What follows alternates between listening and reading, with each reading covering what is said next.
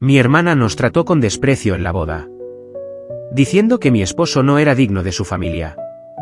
Pero cuando el prometido le pidió a mi esposo que dirigiera el próximo proyecto, ella tuvo que tragarse sus críticas y admitir la verdad. Desde que tengo memoria, mi familia ha sido un laberinto de silencios incómodos y tensiones soterradas. No era la típica familia que se reúne para reír o celebrar sin reservas, sino un grupo de personas donde cada palabra, cada gesto, estaba cargado de expectativas, juicios y rivalidades disfrazadas de cortesía. Mis padres, especialmente mi madre, siempre pusieron el éxito y la apariencia por encima de cualquier otra cosa. En nuestra casa, el amor se medía en logros, notas perfectas, buenos trabajos, relaciones adecuadas. Mi hermana mayor, Carla, era la joya de la corona. La niña prodigio, la favorita, la que tenía siempre la razón. Desde pequeña, ella era la que recibía todos los elogios, la que ocupaba el centro de atención en las reuniones familiares y sociales. En cambio, yo, la hija menor, parecía condenada a vivir a su sombra, a ser la segunda opción, la que debía esforzarse el doble para apenas ser vista. Nunca entendí del todo cómo mi hermana podía ser tan fría y calculadora. De cara a los demás, ella era encantadora y solidaria, la hermana perfecta. Pero cuando las puertas se cerraban y las cámaras se apagaban, la realidad era otra. Carla tenía una manera de hablarme que me hacía sentir diminuta, invisible. Sus palabras a veces parecían cuchillos que se clavaban en mi pecho, comentarios despectivos sobre mi trabajo, mi esposo, incluso mi forma de ser. Y lo peor no era solo que me hería, sino que el resto de la familia parecía ignorar o justificar sus actitudes. Mis padres miraban hacia otro lado, alegando que ella solo quiere lo mejor para ti o que así es su forma de querer. A veces pensaba que preferían creer en esa versión cómoda antes que enfrentar la verdad incómoda de que había una distancia creciente entre nosotras, una distancia llena de resentimiento y competencia silenciosa. Andrés, mi esposo, fue la luz en medio de esa oscuridad familiar. Cuando lo conocí, sentí que al fin alguien me veía de verdad, alguien que no se fijaba en las apariencias ni en los juegos de poder. Pero para mi familia, especialmente para Carla, Andrés era un intruso. Un simple trabajador, como ella solía decir en voz alta en nuestras reuniones. Para ella, él no estaba a nuestro nivel, no merecía estar en nuestra mesa ni formar parte de nuestras conversaciones. Aquella tensión constante impregnaba cada encuentro familiar. En cada comida, en cada reunión, sentía que teníamos que caminar con cuidado, que cada palabra debía ser medida para evitar nuevas heridas.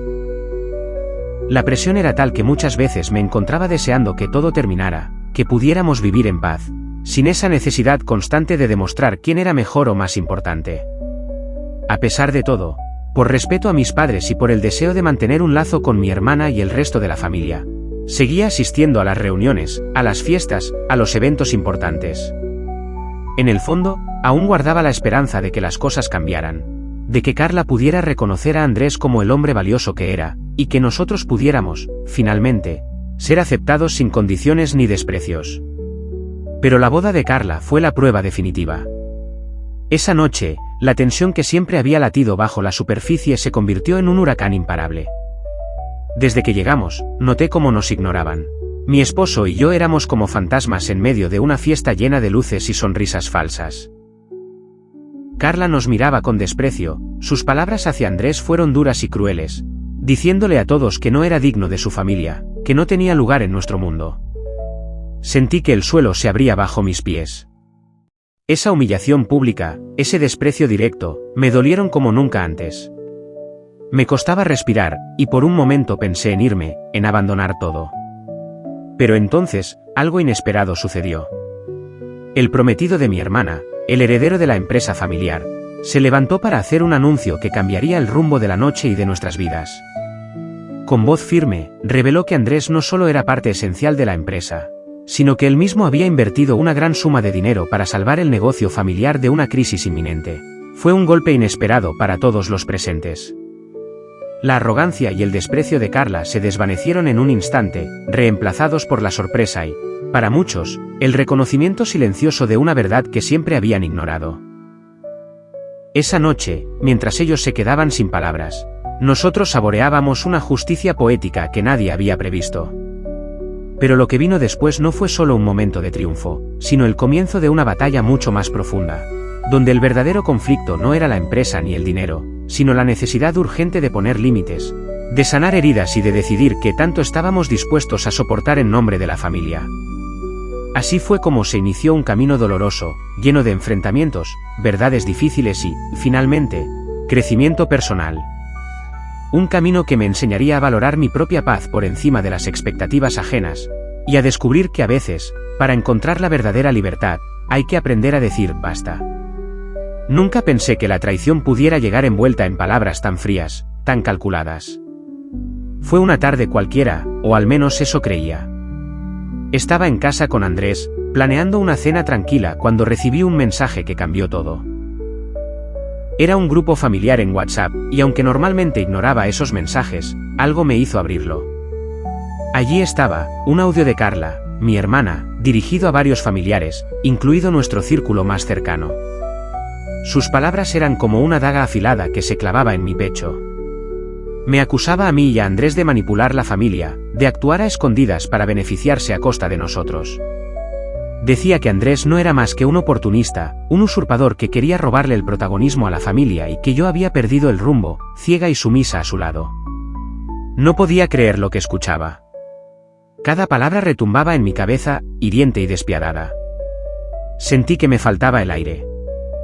La traición no fue solo por el contenido, sino por el hecho de que Carla había compartido esas calumnias sin siquiera hablar conmigo, sin darme la oportunidad de explicar, de defenderme. Era como si me hubiese dado una puñalada por la espalda, justo cuando yo había intentado construir puentes, ser paciente, buscar un lugar para nosotros dentro de esa familia que nunca nos quiso. Lo peor fue la reacción de los demás. Mis padres, que siempre parecían tan imparciales, dejaron que esas palabras se extendieran como fuego en la maleza. Hubo silencio, miradas esquivas, y un frío que me atravesó el alma. Andrés trató de calmarme, me abrazó con fuerza, pero yo solo sentía un huracán de emociones que no podía controlar, tristeza, ira, decepción y una profunda sensación de abandono. Pensé en todo lo que habíamos pasado juntos, en las veces que él me había apoyado cuando la familia nos daba la espalda, en los sacrificios que habíamos hecho para estar donde estábamos. ¿Y esto era lo que recibíamos a cambio? ¿Un ataque directo a nuestro amor, a nuestra integridad? Sentí que todo se desmoronaba, que el mundo que había construido con tanto esfuerzo estaba a punto de venirse abajo. Pero también sentí algo más, una chispa pequeña pero potente, la certeza de que ya no podía seguir permitiendo que nos pisotearan, que nos usaran como chivos expiatorios. Esa traición fue el detonante. El momento en que comprendí que la toxicidad de esa familia había llegado demasiado lejos y que, si quería proteger a mi esposo y a mí misma, tenía que actuar. Durante días estuve sumida en una tormenta emocional. No podía dormir, mi mente daba vueltas una y otra vez, buscando respuestas, intentando entender cómo alguien que supuestamente era mi hermana podía hacerme tanto daño. Me cuestionaba si había sido ingenua al confiar, si había ignorado las señales. Pero también me recordaba las razones por las que había intentado mantener la paz, por mis padres, por los recuerdos de la infancia, por la esperanza de que las cosas mejoraran. Sin embargo, la realidad era otra. Esa traición había roto el delicado equilibrio que mantenía nuestra relación, y ya nada sería igual. Sentí que la herida era profunda, casi irreparable, y que para sanar, necesitábamos enfrentar la verdad, por dolorosa que fuera. La noche que escuché ese audio por primera vez, lloré como nunca antes. Lloré por la hermana que había perdido, por la familia que nunca tuve, por la mujer que quería ser y que sentía que se desvanecía entre las mentiras y los rencores. Pero también lloré con la esperanza de que, de esas lágrimas, pudieran hacer una nueva fuerza, una nueva versión de mí misma que ya no aceptara menos de lo que merecía. La traición me hizo entender que el amor no siempre es suficiente para sostener relaciones tóxicas, y que a veces, para proteger lo que realmente importa, hay que poner límites claros, decir no, y estar dispuesta a enfrentar la tormenta que eso puede traer. Desde ese día, supe que nuestro camino sería difícil, lleno de enfrentamientos y decisiones complicadas. Pero también supe que era un camino necesario.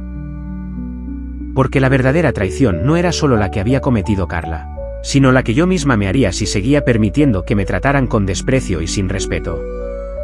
Después de la traición, me encontré en un lugar oscuro, un abismo donde todo parecía perdido. Cada día era una lucha interna, una batalla entre la lealtad que sentía hacia mi familia de sangre y el instinto de proteger mi bienestar y el de Andrés. El peso de la traición me aplastaba, pero también comenzó a despertar algo más. La necesidad urgente de romper ese ciclo tóxico que nos estaba consumiendo. Durante semanas me debatí entre quedarme en ese limbo doloroso o dar un paso al vacío. Dejar atrás lo que conocía aunque doliera. La culpa me perseguía como una sombra implacable. ¿Cómo iba a separarme de mi hermana? ¿Y mis padres? Pensaba en sus rostros, en los momentos compartidos, en la historia que teníamos juntos. Pero también pensaba en cómo ellos, con su silencio cómplice, habían permitido que Carla nos humillara sin defensa alguna. La lealtad me cegaba, me hacía creer que debía aguantar, que el amor familiar debía perdonar todo, justificarlo todo. Pero la realidad me golpeaba con fuerza, ese amor, tal como estaba, me estaba destruyendo. No podía seguir ignorando el daño que me hacían, ni podía permitir que Andrés sufriera más. Él, que siempre había sido mi refugio, merecía algo mejor. Recuerdo una noche en particular, cuando el cansancio emocional me hizo romper en llanto frente a Andrés. Le confesé todo, mi miedo, mi tristeza, mi desesperación por encontrar un camino que no nos consumiera. Fue entonces cuando comprendí que el punto de quiebre no era un evento externo, sino una decisión interna. No podía seguir sacrificándome por una familia que me negaba, que nos negaba. Decidí que era momento de ponerme a mí misma y a mi matrimonio en primer lugar. Que ya no iba a ser la víctima silenciosa ni el blanco de críticas infundadas. Que no podía seguir tolerando el desprecio, las mentiras y la manipulación.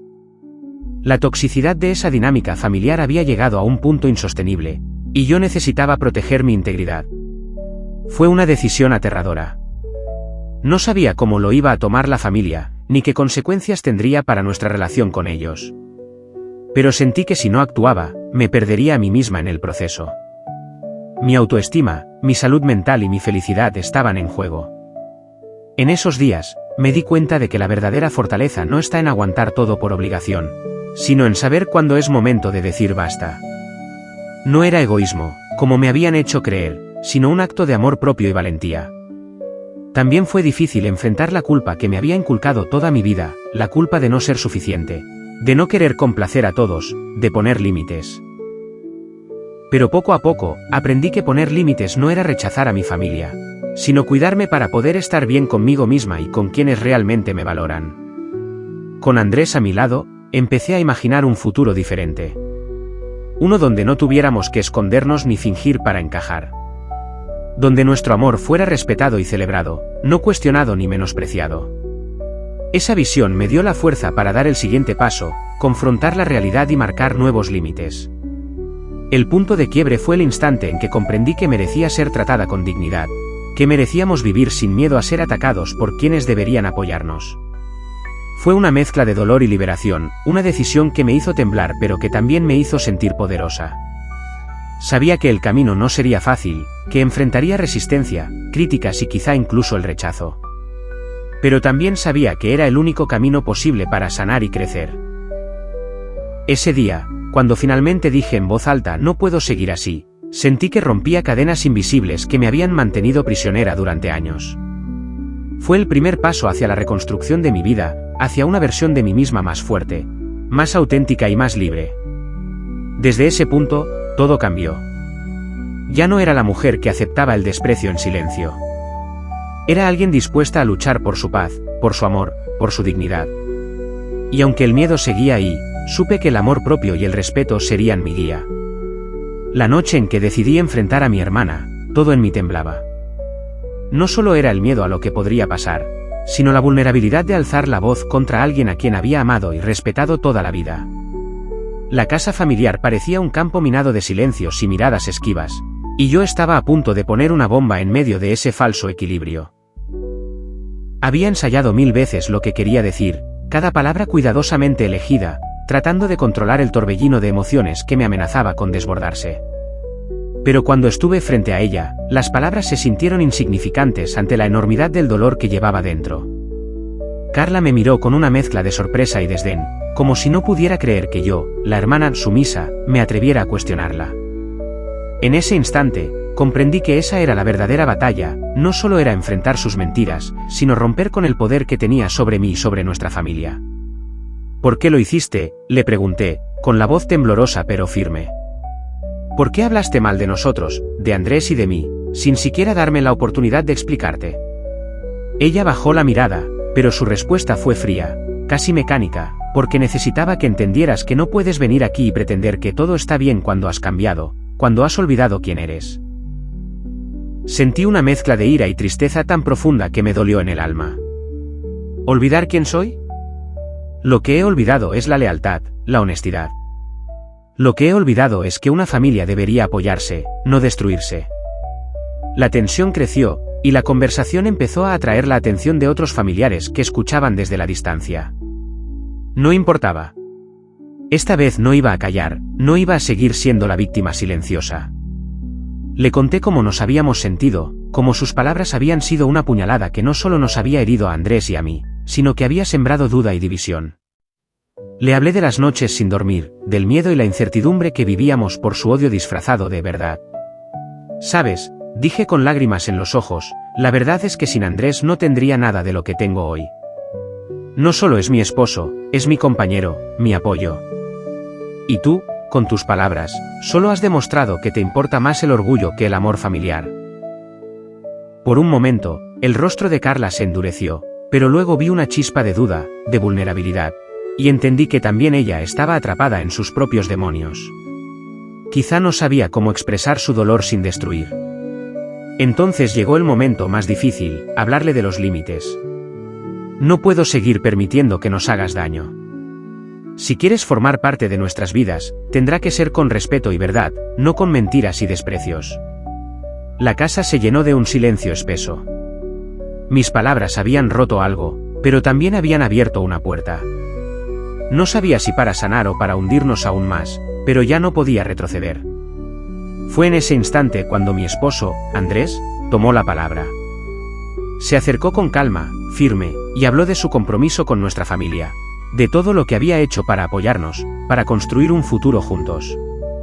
Reveló detalles que nadie conocía, de cómo había invertido en la empresa familiar y de su visión para mejorarla. El impacto fue inmediato.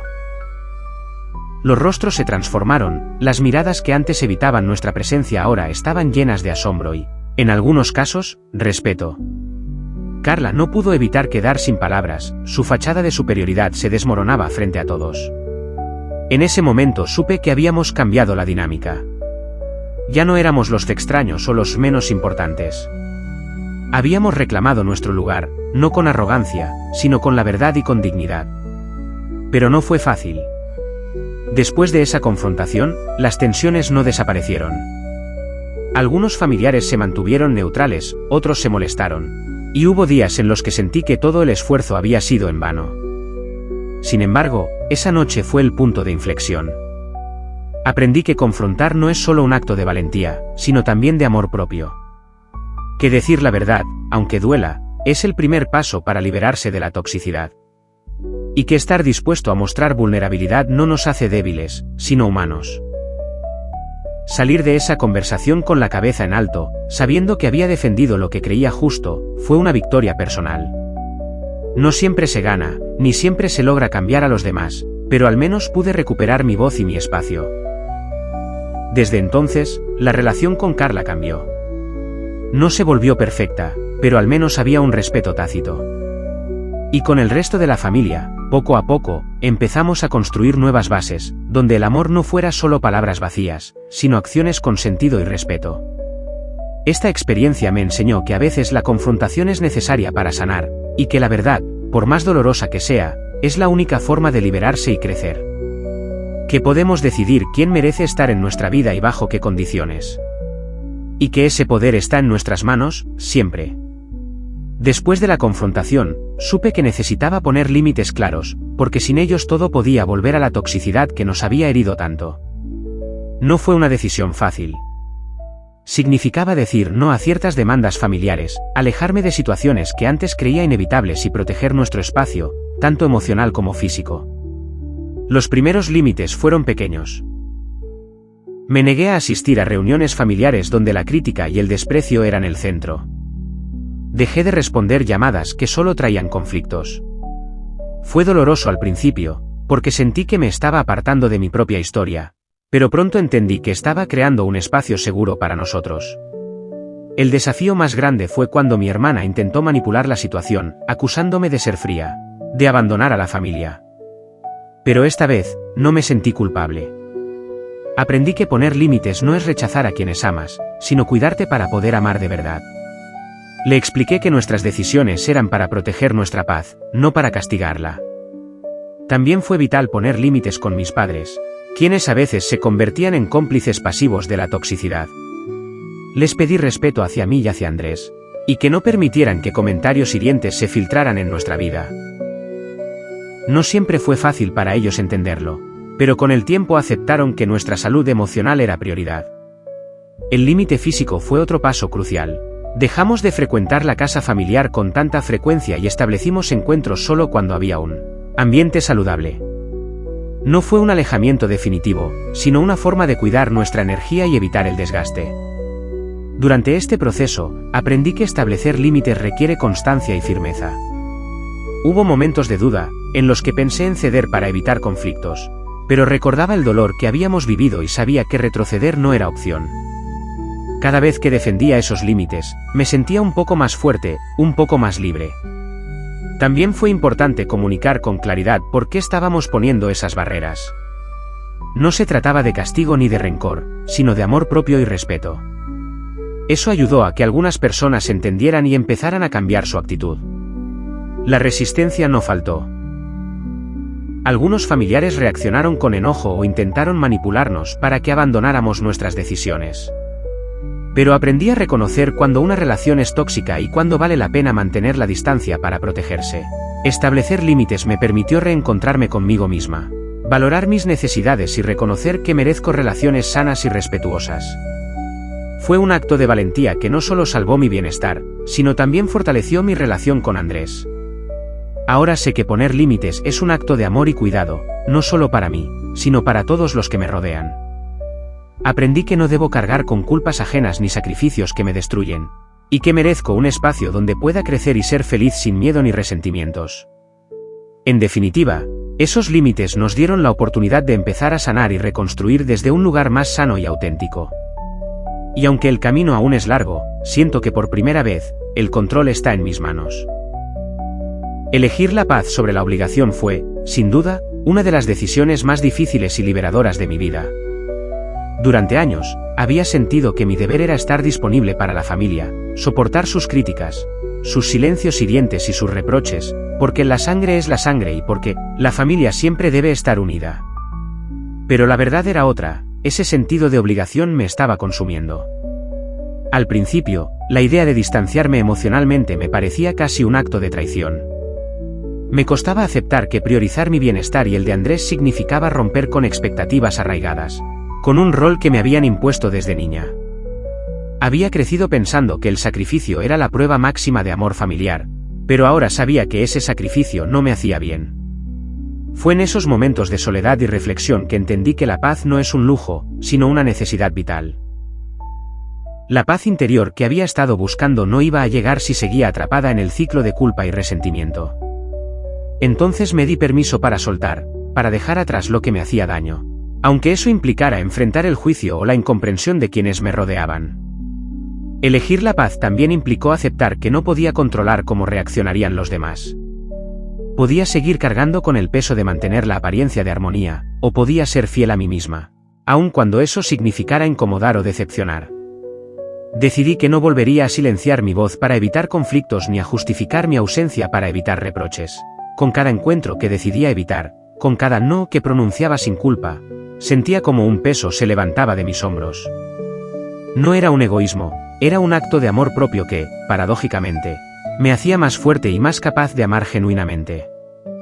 También entendí que elegir la paz era un proceso, no un acto puntual. Había días en que la culpa regresaba disfrazada de nostalgia o de remordimiento, y era ahí cuando tenía que recordarme que cuidar de mi salud emocional era la mejor forma de honrar mi historia y mi identidad. En este camino, Andrés fue mi mayor aliado. Su apoyo incondicional y su comprensión me ayudaron a sostener esta nueva manera de vivir. Juntos aprendimos que nuestra felicidad no depende de la aprobación familiar, sino de la armonía que construimos entre nosotros. Lo que más me sorprendió fue cómo esta elección empezó a transformar no solo mi relación con la familia, sino también conmigo misma. Descubrí que la paz que buscaba estaba dentro de mí, y que solo podía encontrarla cuando me liberaba de cargas que no me pertenecían. También cambiaron mis relaciones futuras. Ahora sé que merezco vínculos basados en el respeto y la reciprocidad, y que puedo poner límites sin miedo a ser juzgada. La obligación ciega quedó atrás, y en su lugar creció la confianza para decir esto no me hace bien y yo merezco ser feliz. Elegir la paz no significó cortar todos los lazos, sino redefinirlos. Es un acto valiente que me permitió sanar heridas y mirar mi historia familiar desde otra perspectiva, con compasión y sin resentimientos. Hoy sé que priorizar mi bienestar es la decisión más sana que pude tomar, y aunque a veces duele, sé que es el camino hacia una vida auténtica y plena. Porque, al final, la paz interior es el mayor regalo que podemos darnos a nosotros mismos.